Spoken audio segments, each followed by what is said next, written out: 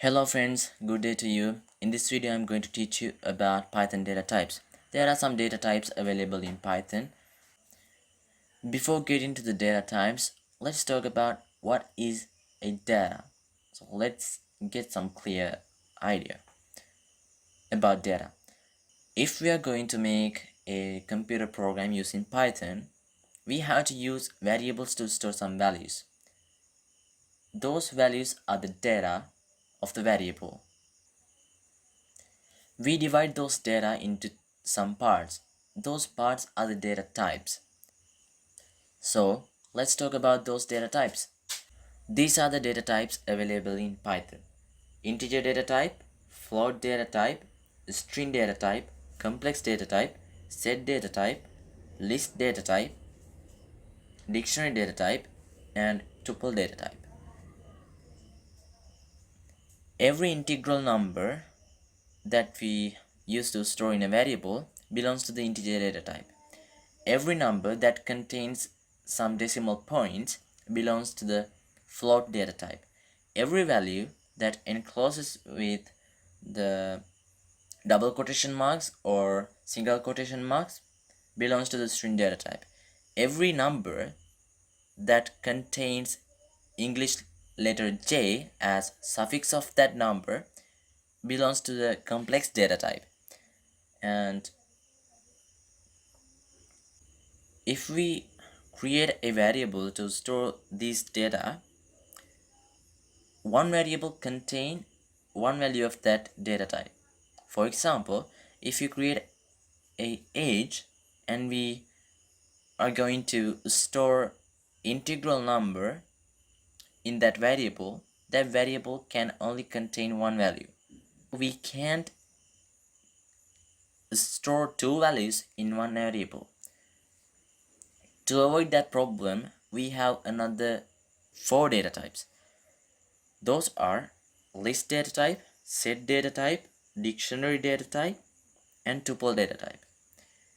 When we define a variable that contains those kind of data, we can store any number of items within a one variable. For example, if we need to store 5 item names in a variable called item, we can use set data type, list data type, tuple data type. There's a special thing about the dictionary data type. We can see what's the special thing about the data type when we write some program to store the dictionary data in a variable. So let's now get into the editor that we use to edit Python application that we use to make Python applications. Now let's create some variables to store those kind of data. So I name my variables as like this. I'm going to store a age in age variable like this. This age variable contains integral data, and this integral data can be a positive number or negative number. I create another variable as price to hold float type of data. Now I create a variable called name to store some person's name, and I create another variable to store complex type of data.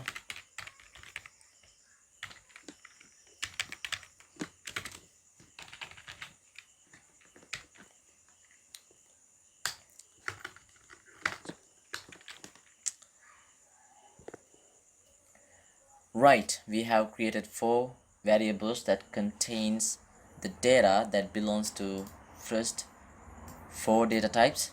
So these are very easy. I think you can keep this in your mind very easily. Now let's get into the data types that contains one or more items in one variable. Right, you can remind that those are set data type, list data type, tuple data type, and dictionary data type. First, let's see how to use a variable to store some data that belongs to the set data type. We can create a variable item set, and I use equal sign to store data in the variable. Now to use a set of data, we have to use curly braces. Open and close that curly brace and put any number of value you need to store. For example, I use my items name, pencil, and the pen,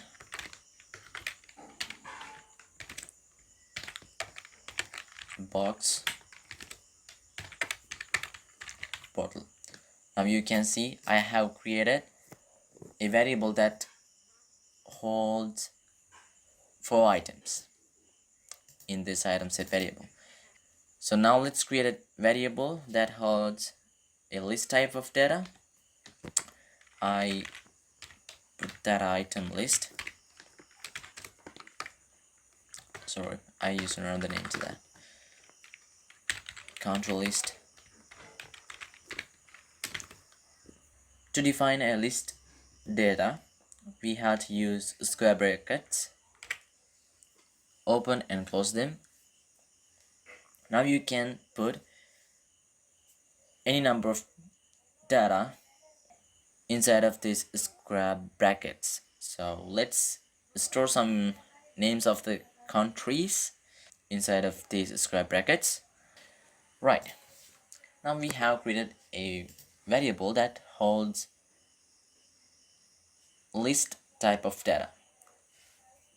Now let's create another variable that contains tuple type of data. That's very easy. Create a variable called number tuple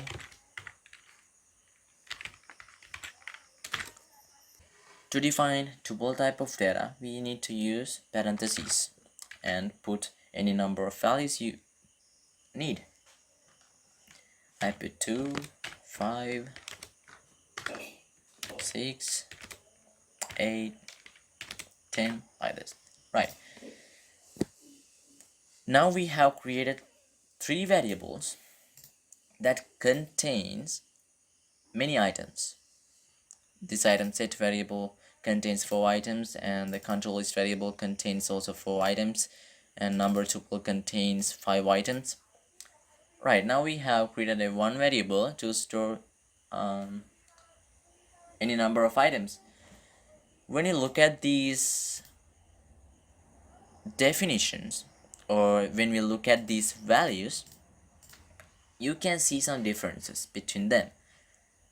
This first variable contains set type of data. The second variable contains list type of data, and the third variable contains tuple type of data. So what are the differences between them? I have defined set data within the curly braces, and I have defined the list type of data inside the square brackets, and I have defined a tuple type of data between parentheses. These are the differences between them. These 3 types of data just the same thing, but the representation of the value has some differences. Set data type uses curly braces to put data, and list data type uses the square brackets to hold data, and the tuple type of data uses parentheses to hold the data. I think now you have some clear idea about this 3 type of data, which is set data, list data, and tuple data. Now let's move to the dictionary data type. So I clear this lines. Now see the difference between those data types and the dictionary data types, and focus to this code. And I use some variable to store dictionary data type, dictionary. I create the variable as dictionary, and I put curly braces. Inside of that, I use some value as name, and I put colon there, and I use another value called Rukshan, and I use another value. I name this as age.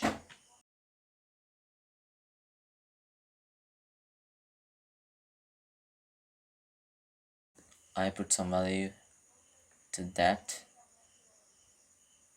like 18, and so this is enough. You can see the difference between the previous three data types that contains too many items in one variable.